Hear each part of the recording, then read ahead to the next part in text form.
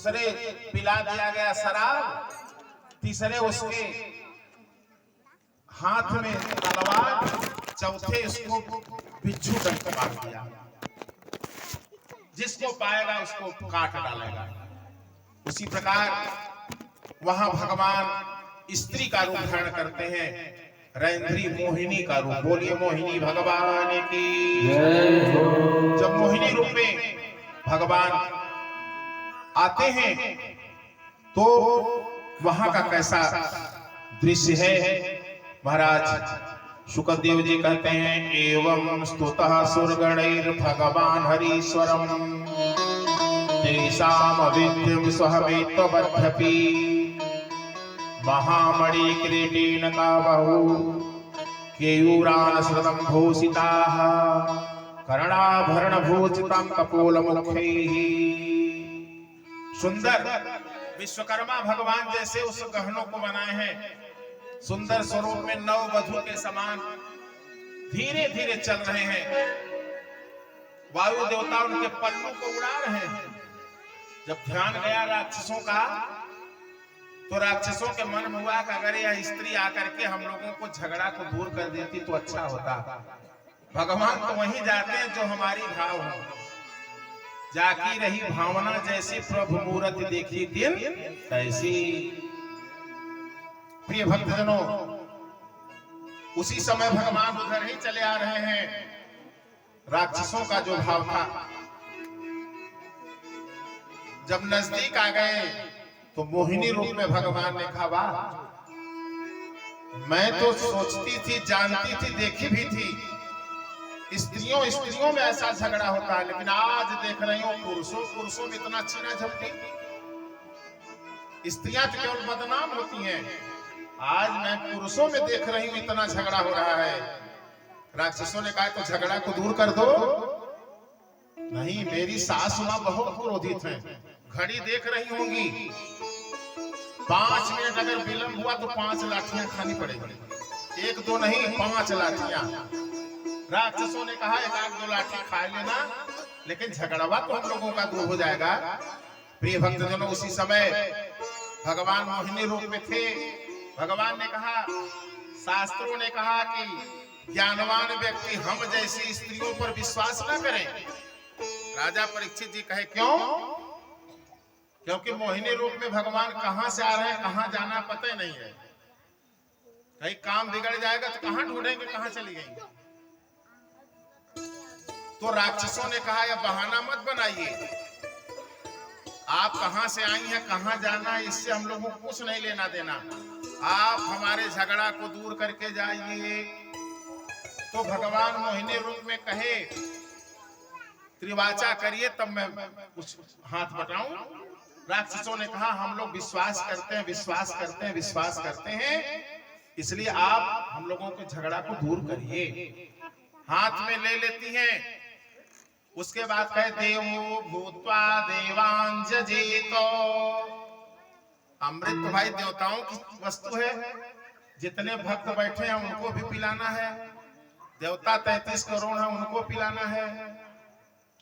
देवता लोग और जितने हम सभी लोग बैठे हुए हैं, यह लोग स्नान करके धौत वगैरह पहन करके कथा स्थल पर हैं, तो हम लोगों को अमृत पान करने का अवसर मिलेगा। सूर्य भगवान और चंद्रमा बैठे थे, बीच में राहु बैठा। राहु कहा, मैं स्नान किया हूं, धौत वस्त्र भी पहना हूं। राक्षसों ने कहा, तब तक हम लोग स्नान कर ले, धौत पहन करके आते हैं। मोहिनी रूप में भगवान ने कहा कि 33 करोड़ देवताओं और जितने भक्त बैठे उनको भी पिलाने में तो समय लगेगा, तब तक आप लोग स्नान करके वस्त्र पहन करके आइए, आप लोगों को भी पिला दूंगी। जब राहु के मुख में 1 बूंद गया अमृत, तो सूर्य भगवान और चंद्रमा ने कहा, राहु। फिर चक्र सुदर्शन से राहु के सिरे को काट लेते हैं, वही बन गया केतु। नहीं तो पहले 8 ग्रह थे, जब कट गया तो 9 ग्रह हो गए। और राहु केतु ने कहा हम सूर्य और चंद्रमा को समय समय पर ग्रसित करते रहेंगे, जो ग्रहण लगता है, सूर्य ग्रहण और चंद्र ग्रहण। जब सभी देवताओं को पिला लिए, बैठे हुए भक्तों को सबको मोहिनी रूप में भगवान ने अमृत पिला दिया। राक्षस लोग आए कि हमको भी पिलाइए। कहने लगे भगवान मोहिनी रूप में, आप लोग जब समुद्र से सोने के घड़े निकालने थे तो एक घड़ा क्यों निकाले? यह तो देवता और ताहिरपुर के सभी भक्त जितने भी आसपास के लोग पधारे हुए हैं उन्हीं को पिलाने में चूक गया, तो आप लोगों को कहां से पिलाऊं? उसी समय राक्षसों ने कहा बिना विष्णु के कोई छल ही नहीं कर सकता। मोहिनी रूप में भगवान ने कहा आज तो 5 लाठियां खानी ही पड़ेंगी, अब मैं 1 सेकंड भी नहीं रुकूंगी। वहां से वह प्रस्थान कर देती हैं और राजा बलि, उनके मित्र और जितने भी उनके मंत्री थे उन लोगों ने कहा बिना विष्णु के अपने छल नहीं कर सकता। प्रिय भक्तजनों, इसी से भगवान त्रिवाचा करवा लिए थे कि हमारा दोष मत देना, इसमें प्रभु का कोई दोष। इसलिए वर्णन आया है क्या कि दीवानिरीक्ष्य वक्तव्यम रात्रम नैव च धूर्ता सर्वे तिष्ठन्ति बटे बर रुचिर यथा। एक गुरु के 2 शिष्य थे। एक थोड़ा पढ़ने में बहुत अच्छा था, एक थोड़ा कम था, लेकिन जो कम पढ़ने वाला था वह शक्तिशाली था और जो थोड़ा कमजोर था वह पढ़ने में अच्छा था। गए गुरुदेव को हवन करने के लिए लकड़ियां लाने के लिए, तो सोचा कि अपने मित्र को मार डालूंगा तो गुरुदेव हम ही को सबसे ज्यादा मानेंगे।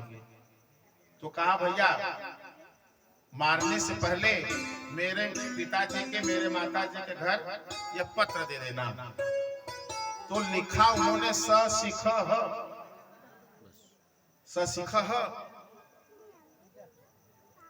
उसको अर्थ लगाएगा नहीं तो विद्वान कोई लगाएगा।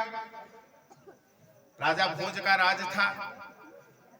राजा भोज के राज्य में जब ऐसी बातें हुई कि भाई विद्वान लोग इसका अर्थ लगाएं, क्या अर्थ है,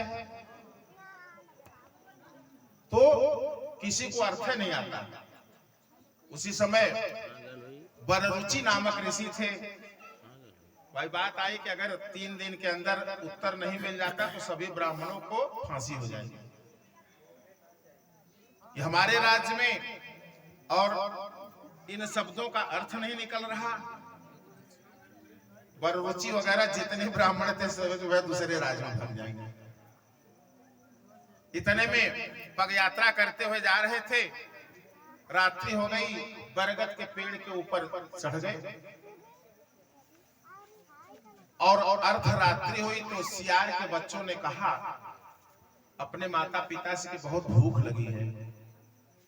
फिर सियारिन ने कहा कि थोड़ा संतुष्टि रखो, कल सुंदर सुंदर ब्राह्मणों की मांस खाने को मिलेगा। क्यों? तो कहते कुछ ऐसे शब्द हैं उनका अर्थ ब्राह्मण को आ नहीं रहा है और राजा फांसी चढ़ा देंगे। तो कहे क्या अर्थ है? वैसा सीख हो, स से सखा, सी से सिखा पकड़ करके, ह से हका। तब तक बररुचि को अर्थ तो आ गया, रहा नहीं गया, हंस पड़े।